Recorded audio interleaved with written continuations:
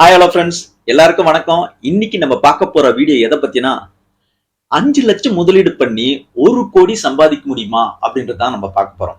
அது கண்டிப்பா முடியுன்றது தான் இந்த மியூச்சுவல் ஃபண்ட்ல கடந்த 10-15 வருஷமா இன்வெஸ்ட் பண்றவங்க சொல்லுவாங்க. அதுதான் ஹிஸ்டரி சொல்லுது. இப்போ கடந்த 10 வருஷத்துல டாப் பெர்ஃபார்மிங் மியூச்சுவல் ஃபண்ட்ஸ் எதெல்லாம் நல்லா பெர்ஃபார்ம் பண்ணிருக்கு அப்படின்னு பார்க்கும்போது ஒரு 10 ஃபண்ட் இருக்குங்க. அதாவது நிப்பான் இந்தியா ஸ்மால் கேப் ஃபண்ட். இதுல பாத்தீங்கன்னா சார்ட்ல தெரியுது இல்லையா, அந்த 10 ஃபண்ட் எஸ்பிஐ, அப்புறம் Quant ELSS tax saver fund, Motilal Quant small cap fund, HSBC small fund, Edelweiss mid cap, Kotak small cap, Axis Quant flexi cap, இப்படி பல ஸ்கீம்ஸ் வந்து நம்மளுக்கு நல்ல ரிட்டர்ன்ஸ் கொடுத்துருக்கு. அதுல மேக்ஸிமம் ரிட்டர்ன்ஸ் கொடுத்த இந்த நிப்பான் இந்தியா ஸ்மால் கேப் ஃபண்ட் கிட்டத்தட்ட 24% கொடுத்துருக்கு. ஆவரேஜா எப்படி இருந்தாலும் 20%க்கு மேலதான் வந்து ரிட்டர்ன்ஸ் கொடுத்துருக்கு கடந்த 10 வருஷத்துல. ஸோ அப்படிப்பட்ட நல்ல மியூச்சுவல் ஃபண்ட் ஸ்கீமா நீங்க செலக்ட் பண்ணி இன்வெஸ்ட் பண்ணீங்கன்னா ஈஸியா நீங்க கோட்டீஸ்வரனா ஆக முடியும். அது எப்படி அப்படின்றத அடுத்த சாப்டருக்கு போய் பார்ப்போம். மியூச்சுவல் ஃபண்ட்ஸ்ல எவ்வளவு ரிட்டர்ன்ஸ் வரும் அப்படின்றத நம்ம சின்ன கால்குலேஷன் மூலமா பார்க்கலாம். சிஏஜிஆர் எடுத்தா காம்பவுண்டட் ஆனுவல் growth ரேட், அதாவது லம்சமா ஒன் டைம் நீங்க இன்வெஸ்ட் பண்ணீங்கன்னா வருஷம் வருஷம் அது வந்து இன்ட்ரெஸ்ட் வரும் இல்லையா, அதுக்கப்புறம் அந்த இன்ட்ரெஸ்டோட பிரின்சிபலும் சேர்த்து காம்பவுண்ட் ஆகுது இல்லையா, அதுதான் காம்பவுண்டட் ஆனுவல் growth ரேட் அப்படின்னு சொல்லுவாங்க. இது வந்து லம்சம் இன்வெஸ்ட்மெண்ட்டுக்கு சிஏஜிஆர் கால்குலேஷன் தான் சொல்லுவாங்க. நீங்க எந்த மியூச்சுவல் ஃபண்ட்லயும் போய் செக் பண்ணாலும் அதே தான் வரும். ஸோ இனிஷியல் இன்வெஸ்ட்மெண்ட் வேல்யூ நீங்க ஒரு 5 லட்சம் போடுறீங்கன்னா ஒரு 15 இயர்ஸ் நீங்க பொறுத்து இருந்தீங்கன்னா உங்களுடைய ரிட்டர்ன்ஸ் வந்து பாத்தீங்கன்னா கிட்டத்தட்ட 95 lakhs உங்களுக்கு வந்து இன்ட்ரெஸ்டாவே அதிகமான ரிட்டர்ன்ஸ் கிடைக்குது. இன்வெஸ்ட் பண்ண அமௌண்ட் 5 லட்சம், எக்ஸ்ட்ராவா நமக்கு கிடைக்க போறது 95 lakhs, 95 லட்சம் எக்ஸ்ட்ரா கிடைக்குது. So maturity value after 15 years, 15 வருஷம் கழிச்சு உங்களுக்கு மெச்சூரிட்டி வேல்யூ வந்து 1 crore கிடைக்குங்க. இது எப்படி அப்படின்னா இந்த சிஏஜிஆர் 22% கொடுக்கும். மியூச்சுவல் ஃபண்ட்ல நீங்க 15 வருஷம் பொறுமை காத்திருந்தால் கண்டிப்பா நீங்க வந்து கோட்டீஸ்வரன் ஆக முடியும் அப்படின்றது தான் பாஸ்ட் ஹிஸ்டரி நம்மளுக்கு சொல்லி கொடுக்குது. சோ பொறுத்தவன் கண்டிப்பா பூமியை ஆண்டே ஆழ்வான். சோ இந்த ரிஸ்க் எல்லாம் எடுக்கவே மாட்டேன் அப்படின்னு நினைக்கிறவங்க பேங்க் எஃப்டில போய் போடுவாங்க பணத்தை. அந்த பேங்க் எஃப்டில எவ்வளவு ரிட்டர்ன்ஸ் கிடைக்கும்னு நினைக்கிறீங்க? 7% தான் கொடுப்பாங்க. சோ அதனுடைய ரிட்டர்ன்ஸ் எவ்வளவு வருது? 15 இயர்ஸ் கழிச்சு 9 lakhs தான் கிடைக்குது. ஆனா இதுல மியூச்சுவல் ஃபண்ட்ல எவ்வளவு கிடைக்குது? 95 lakhs இருக்குது. 10 மடங்கு வித்தியாசம் பாருங்க. ஸோ மெச்சூரிட்டி வேல்யூ எவ்வளவு கிடைக்குது? ஒரு 14 lakhs தான் கிடைக்குது. 14 லட்சம் தான் கிடைக்குது. அதுல 1 crore கிடைக்குது. ஸோ மியூச்சுவல் ஃபண்ட்ல ரிஸ்க் இருக்கான்னு கேட்டீங்கன்னா இருக்கு. ஆனா நீங்க அதுக்காக தான் நம்ம வந்து இந்த டூரேஷன் அதிகமா சொல்றோம். 5 வருஷம் மினிமம், மேக்சிமம் 10-15 வருஷம் நீங்க தொடர்ந்து இன்வெஸ்ட் பண்ணீங்கன்னா கண்டிப்பா உங்களுக்கு வந்து நல்ல ரிட்டர்ன்ஸ் கிடைக்கும் பேங்க் வட்டி கம்பேர் பண்ணும்போது. சரி, பேங்க் மட்டும் போட்ட சேஃப்டின்னு நினைக்கிறீங்களா? அதுவும் வந்து பாத்தீங்கன்னா டெபாசிட்டருக்கு இன்சூரன்ஸ் வந்து 5 லட்சம் தான் கேரண்டி பண்றாங்க. அதுக்கு மேல போற இன்வெஸ்ட்மெண்ட்டுக்கெல்லாம் கேரண்டி கிடையாது.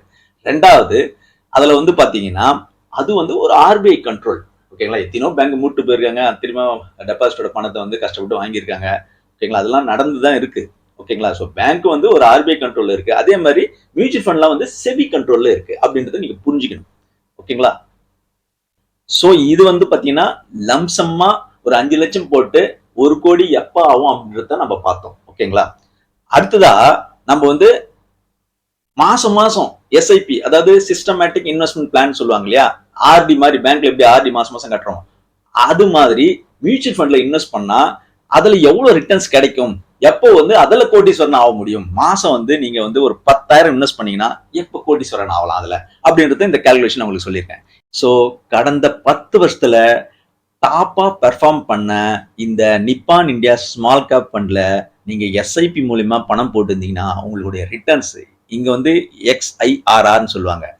லம்சம் அமௌண்ட்னா சிஏஜிஆர்னு சொல்லுவாங்க, காம்பவுண்டட் ஆனுவல் growth ரேட். இதுல வந்து extended internal rate of return சொல்லுவாங்க. ஏன்னா மாசம் மாசம் போறீங்களா, அதுக்கேற்ற மாதிரி அது ரிட்டர்ன்ஸ் ஒரு முறை இன்வெஸ்ட் பண்ணும்போது அந்த பீரியடுக்கான ரிட்டர்ன்ஸ் கால்குலேட் பண்ணல, இன்ட்ரெஸ்ட் கால்குலேட் பண்ணி அதை பேஸ் பண்ணி இது வந்து கால்குலேட் பண்ணுவாங்க. அப்படி பண்ணும்போது 20% தான் கணக்கில் எடுத்துருக்கேன். ஆக்சுவலா பாத்தீங்கன்னா ஹிஸ்டரியில கடந்த 10 வருஷத்துல 25% வரைக்கும் கொடுத்துருக்கு. ஸோ அப்படி பார்க்கும்போது ஸோ நீங்க இன்வெஸ்டட் அமௌண்ட் எவ்வளோ? 18 lakhs, அதாவது 15 வருஷத்துக்கு 180 மாசம். ஓகே, ஸோ ரிட்டர்ன்ஸ் எவ்வளவு வந்திருக்கு? 95 lakhs 42,949. ஸோ மெச்சூரிட்டி அமௌண்ட் எவ்வளவு இருக்கு? 1,13,42,000 சில்லற. ஓகேங்களா? ஸோ இதை வந்து நீங்க பேங்க் ஆர்டியோட கம்பேர் பண்ணி பாருங்களேன், உங்களுக்கு ரொம்ப ரொம்ப ஆச்சரியமா இருக்கும். நிறைய பேர் இதை பத்தி இன்வெஸ்ட்மெண்ட் பத்தி தெரியாமையே நம்ம வாழ்ந்துட்டு இருக்கிறோம். டோட்டல் அமௌண்ட் இன்வெஸ்டட் எவ்வளோ வருது?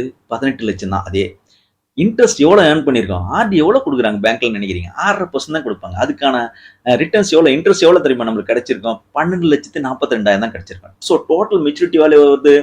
டோட்டல் மெச்சூரிட்டி வேல்யூ பார்த்தீங்கன்னா 30,42,651 தான் கிடைக்குது. ஸோ உங்களுக்கு இதுக்கு அதுக்கும் எவ்வளோ வித்தியாசம் பாருங்க. கிட்டத்தட்ட 3 மடங்கு வித்தியாசங்க. அ ஸோ நம்ம கஷ்டப்பட்டு சம்பாரிச்சு எவனுக்கோ அடிமையா இருந்து சம்பாரிச்ச பணத்த ப்ராப்பரா நம்ம இன்வெஸ்ட் பண்ணோம்னா, இந்த ஃபைனான்ஷியல் ஃப்ரீடம்னு சொல்லுவாங்கல்ல. 40, 45 வயசுலயே நம்மலாம் ஓடியாந்துடணுங்க. இது மாரி வேலைலாம் விட்டு. புடிச்ச வேலைய செய்யணும் அதுக்கப்புறம்.